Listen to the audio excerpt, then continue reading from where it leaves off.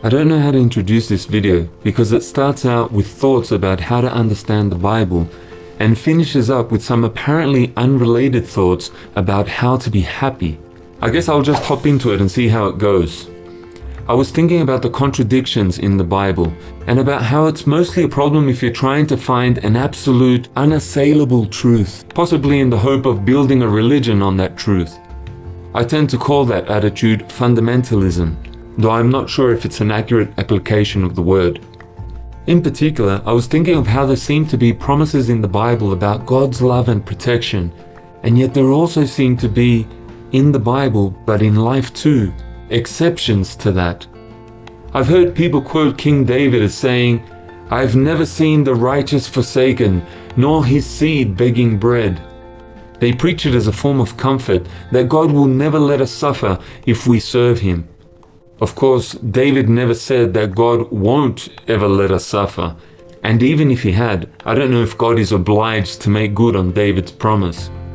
But there are other illustrations. Living by faith, for example. Some of us preach pretty heavily that we are guaranteed everything we need if we will just forsake all and start living by faith. The truth, at the moment at least, is that we do live a pretty comfortable life for people who refuse to work for money. But I'm just not confident enough to give people the impression that it means God must protect us from every form of discomfort or harm. We occasionally get sick. We have had scratches and sunburns and even a couple of broken bones. Relatives have turned against us. Things have been stolen or destroyed. Vehicles damaged. Even people thrown in jail.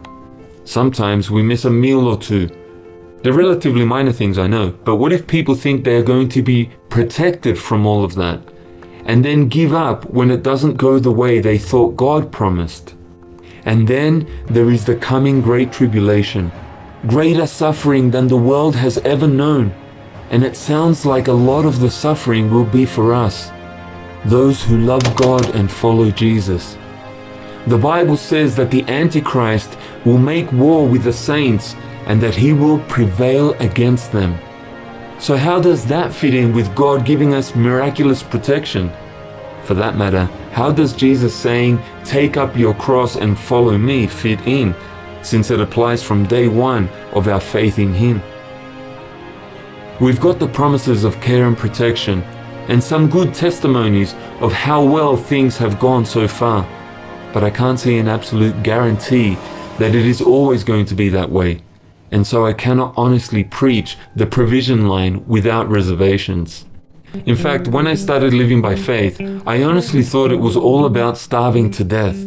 And I'm glad I did, because it made me appreciate just how great it was of God to keep me alive day after day, until I just take it for granted now, and even complain if we run out of Diet Coke. We have those 2 videos that we made about life in our communities, and it shows all these happy, smiling faces, but I wonder if we should really be showing them. People come and discover that we go out on the streets with literature and face rejection day after day. They discover that we criticize each other and make people accountable for how they use their time. Or they go on one of our famous survival outreaches and shiver through the night on an empty stomach, and they start to think that they were misled. And that's where my thoughts about the contradictions in the Bible start shifting to thoughts about how to be happy. I often call it the positive power of negative thinking. All this focus that so many Pentecostals and New Age enthusiasts put on positive thinking tends to make a lot of dissatisfied people, as I see it. They pump themselves on mantras about being the king's kids, and then find out they have to eat zucchini or broccoli, and they put up a fuss. It's like travel posters. Not every day in Paris is one of romance and postcards. Reality rarely lives up to what the brochures promised. But what if we focused more on the other side, the negatives? Among ourselves, we call it the tribulation vision. The Great Tribulation has been a long time coming, but just knowing that it is out there, bearing down on us, makes us appreciate every day that goes by, living this wonderful life we now have. Thoughts of being tortured for our faith are not pleasant in themselves, but they can make us appreciate just how lucky we are. It's painful these days for me to bend down and pick something up from the floor, but what a blessing it is to stand back up again and know that the pain will stop. Night after night I lay down on mattresses that would have had royalty purring with delight a few centuries ago. What luxury! Electric lights, just push a button and you can read small print even in the middle of the night. Instant heat, flush toilets, vehicles that can get us from one place to another without even breaking a sweat. We have comforts and luxuries all around us that could disappear at any moment. Life is so wonderful. We are so blessed. It's not something we are guaranteed as Christians. There are no promises to claim. They are just wonderful indulgences for which we should be ever so grateful every day of our lives. And the more we think about how it could be or how it is for others, and even how it has been for us at times, the more we should be able to appreciate the unbelievable luxuries that we so easily take for granted every day.